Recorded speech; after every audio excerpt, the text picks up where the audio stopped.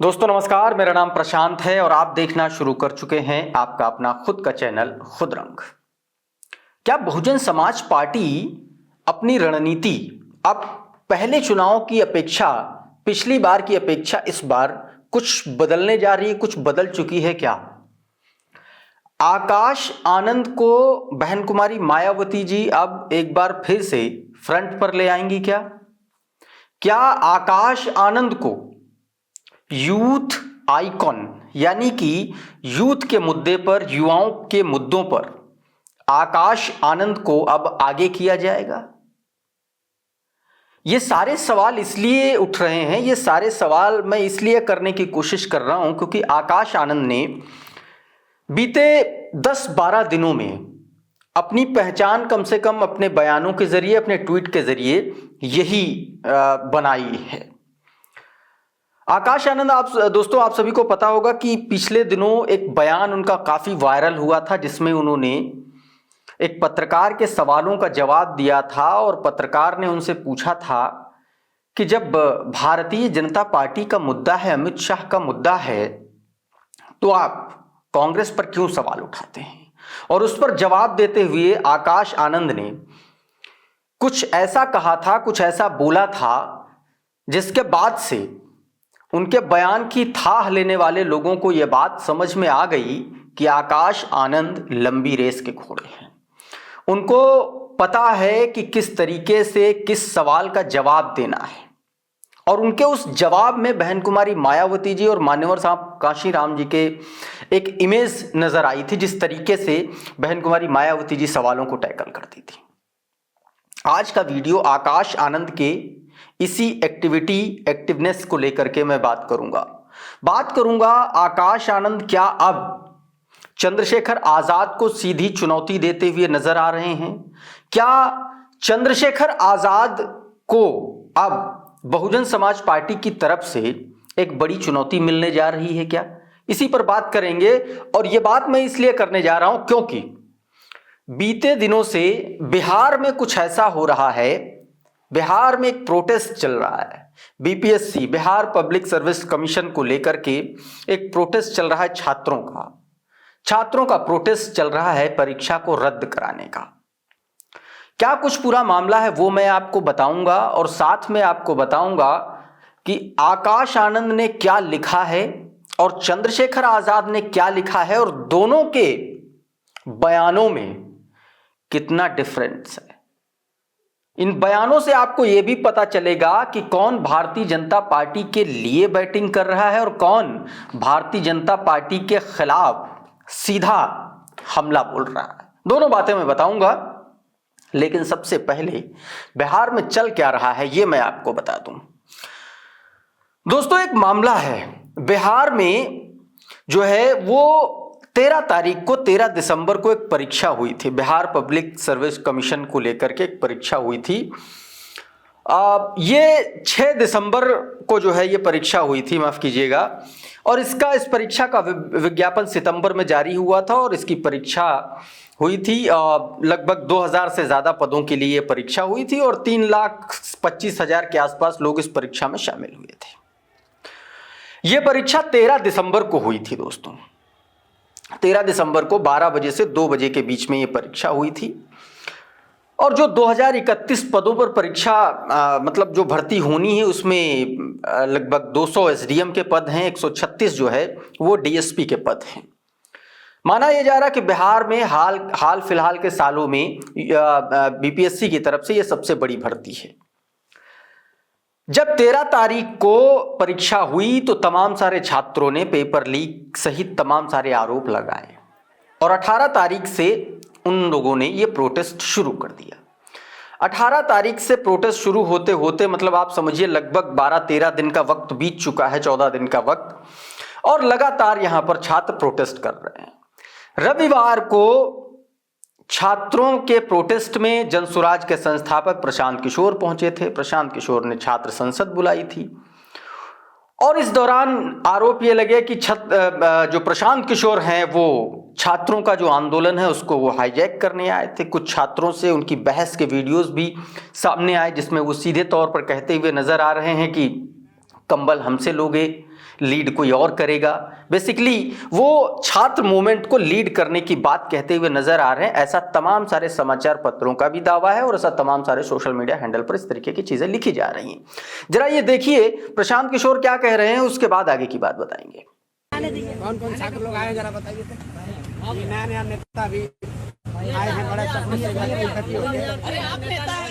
अरे भाई, अरे बात सुनो भाई, सुनो 2 मिनट सुनो। अभी कंबल मांगे हो हमसे, हमसे हाथ नीचे करो यार, लोग मांगे हैं क्या आपसे? हाथ नीचे करो। आप कंबल देके धौस दिखा रहे हैं, लोग वो दूसरों को बरगला रहे हो, हम लोग अपने दिए, बरगला रहे हो तुम।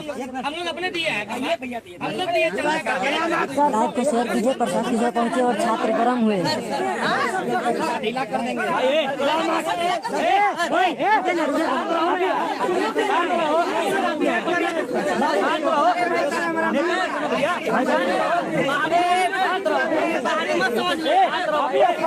तो दोस्तों आप लोगों ने सीधे तौर पर देख लिया कि क्या ये मामला था। जैसे ही इस बहस के बाद प्रशांत किशोर जाते हैं वैसे ही वहां पर पुलिस जो है लाठीचार्ज शुरू कर देती है। ये छात्र जो है सीएम आवास की तरफ बढ़ते हैं और पुलिस लाठीचार्ज करती है, वाटर कैनन का इस्तेमाल करती है रात में, ठंडी में, दिसंबर की रात, और हजारों छात्र प्रोटेस्ट कर रहे हैं। अगले ही दिन इसमें आयशा कूद पड़ती है, सीपीएम सीपीआई सब कूद पड़ते हैं, बिहार बंद का ऐलान हो जाता है, कई जगह ट्रेनें रोक दी जाती हैं। तो ये सारा बवाल लगातार चलता रहता है। तमाम सारे पॉलिटिकल फिगर्स इसमें सामने आते हैं, लेकिन आकाश आनंद का जो बयान है वो सबसे ज्यादा गौर करने वाला है। सबसे पहले मैं आपको आकाश आनंद का बयान बताऊंगा, फिर उसके बाद मैं आपको चंद्रशेखर का बयान बताऊंगा और उसके बाद दोनों के बयान को कंपेयर करने की कोशिश करेंगे कि आखिर दोनों के बयानों में कितना फर्क है, कितना अंतर है।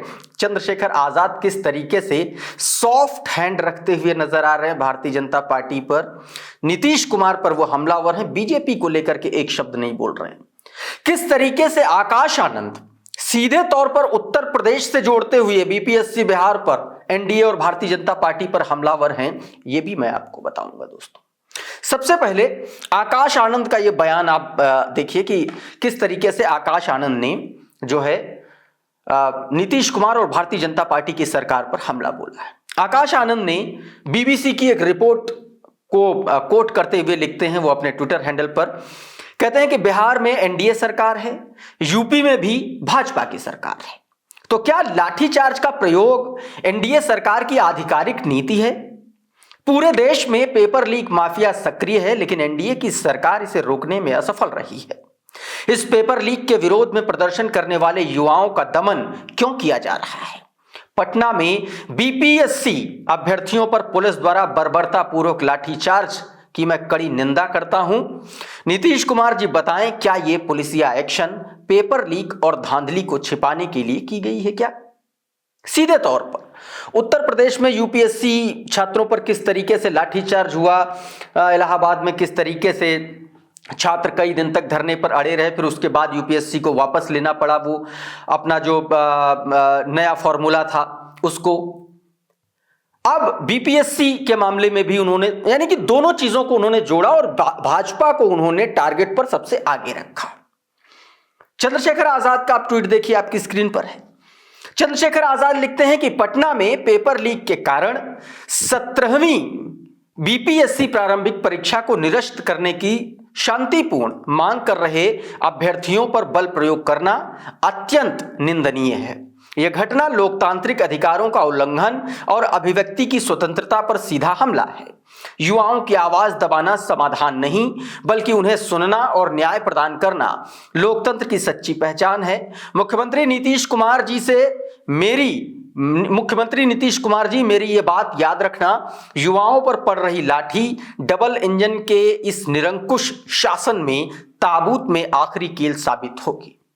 इस पूरे ट्वीट में सीधे तौर पर चंद्रशेखर आजाद ने नीतीश कुमार पर सीधा हमला बोला है। एक जगह उन्होंने डबल इंजन शब्द का इस्तेमाल किया है।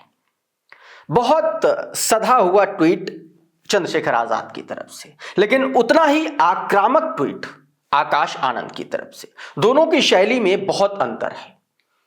अब मैं आपको दोस्तों बताने जा रहा हूं कि आकाश आनंद और चंद्रशेखर आजाद के ट्वीट में कितना अंतर है, कितना बड़ा अंतर है। आपकी स्क्रीन पर है, आपकी स्क्रीन पर एक तरफ चंद्रशेखर आजाद का ट्वीट है और दूसरी तरफ सीधे तौर पर आकाश आनंद का ट्वीट है। अब देखिए, आप एक एक लाइन को मिलाइए, एक एक लाइन को गौर कीजिए। सीधे तौर पर जो बात चंद्रशेखर आजाद लिख रहे हैं उसमें कहीं भी एक भी जगह भारतीय जनता पार्टी का नाम नहीं है, जबकि डिप्टी सीएम दो बीजेपी के। एक भी जगह जो है किसी भी बीजेपी के नेता का नाम नहीं है। वो इशारों में डबल इंजन लिख रहे हैं लेकिन बीजेपी का नाम नहीं ले रहे हैं। दूसरी तरफ देखिए, आकाश आनंद का ट्वीट ही एनडीए से शुरू हो रहा है और पहली ही लाइन में वो भाजपा का जिक्र करते हैं। अगली ही लाइन में वो बिहार की एनडीए सरकार यानी कि बीजेपी प्लस नीतीश का जिक्र करते हैं और वो उत्तर प्रदेश की यूपी पीसीएस वाली परीक्षा से इसका सीधे तौर पर जोड़ते हैं। यानी कि यूपी से लेकर के बिहार तक वो इस पूरे मामले को जोड़ते हैं, लेकिन चंद्रशेखर आजाद कहीं भी कुछ भी जोड़ते घटाते नजर नहीं आ रहे। एक लाइन सीधा नीतीश कुमार पर हमला। अब थोड़ा सा भारतीय जनता पार्टी और नीतीश कुमार के बीच में चल रही उठापटक का मामला। दोस्तों, कई दिनों से इस तरीके की खबरें मीडिया में है कि नीतीश कुमार और भारतीय जनता पार्टी अलग होने वाले हैं। नीतीश कुमार बीजेपी से नाराज हैं और पिछले दिनों चंद्रशेखर आजाद ने अमित शाह के समर्थन में बैटिंग करते हुए कहा था, जब उन्होंने बाबा साहब के खिलाफ बयान दिया था तो उन्होंने न्यूज 24 चैनल पर इंटरव्यू में एंकर मानक गुप्ता के सवाल पर उन्होंने कहा था कि अमित शाह जो है दरअसल कांग्रेस पर हमला बोल रहे थे, वो बाबा साहब पर कुछ नहीं कह रहे थे। और अब एक ही हफ्ते के भीतर चंद्रशेखर आजाद का इस तरीके का बयान, सीधे तौर पर नीतीश कुमार पर हमला, वो भी तब जब भाजपा से नीतीश के रिश्ते अच्छे नहीं चल रहे हैं। बीते दिन नीतीश कुमार दिल्ली गए लेकिन भारतीय जनता पार्टी के नेताओं से नहीं मिले, मोदी और शाह से नहीं मिले। बीजेपी और जेडीयू के बीच में तल्खी। इस बीच चंद्रशेखर का ट्वीट, चंद्रशेखर का सीधा नीतीश पर हमला बोलना, दूसरी तरफ आकाश आनंद का भारतीय जनता पार्टी पर सीधा हमला बोलना उत्तर प्रदेश से लेकर के बिहार तक यह दर्शाता है कि सीधे तौर पर आकाश आनंद ने बीजेपी को निशाने पर लिया है। उन्होंने यह कहने की कोशिश की है कि बीजेपी का जो फॉर्मूला उत्तर प्रदेश में उसने यूपी पीसीएस की परीक्षा में लागू किया था, उसी फॉर्मूले पर उसने बीपीएससी के छात्रों पर लाठीचार्ज कराया। और उन्होंने सीधे तौर पर इसीलिए लिखा कि पेपर लीक, ये जो भारतीय जनता पार्टी की जो नीति है, लाठीचार्ज का प्रयोग एनडीए की आधिकारिक नीति। तो इस तरीके से दोस्तों इन दोनों ट्वीट में एक बहुत बड़ा फर्क नजर आता है। राजनीतिक तौर पर देखें तो बहुत बड़े नेतार्थ, बहुत गहरे नेतार्थ हैं चंद्रशेखर के ट्वीट के और आकाश आनंद के ट्वीट के। तो दोस्तों कुछ इस तरीके से दोनों ही समान विचारधारा की, समान आइडियोलॉजी की राजनीति करने वाले दो बड़े नेता, दलित शोषित वंचित वर्ग की राजनीति एक तरफ जिम्मा आकाश आनंद पर बसपा का है, दूसरी तरफ चंद्रशेखर पर एएसपी का है। लेकिन दोनों के ट्वीट में, दोनों के बयानों में जमीन आसमान का फर्क है। चंद्रशेखर आजाद हल्का हाथ रख रहे हैं भारतीय जनता पार्टी पर, वहीं आकाश आनंद जबरदस्त तरीके से हमलावर हैं भारतीय जनता पार्टी पर।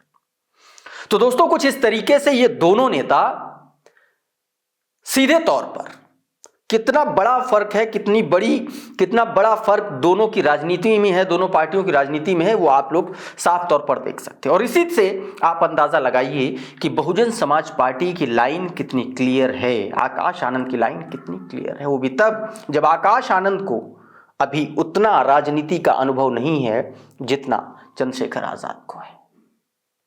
तो दोस्तों ये एक छोटा सा एनालिसिस था। उम्मीद करता हूं हमारा ये एनालिसिस आपको पसंद आया होगा।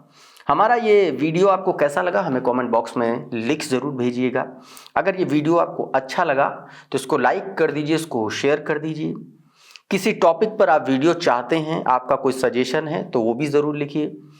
और अगर आप हमारे चैनल पर पहली बार आए हैं या अभी तक हमारा चैनल आपने सब्सक्राइब नहीं किया है तो चैनल को सब्सक्राइब कर लीजिए, बेल आइकॉन ज़रूर दबा दीजिए ताकि इसी तरीके के तमाम वीडियोज़ आपको सबसे पहले मिलते रहें साथियों। बहुत बहुत शुक्रिया, बहुत बहुत धन्यवाद। आप जुड़े रहिए आपके अपने खुद के चैनल खुद रंग के साथ। नमस्कार।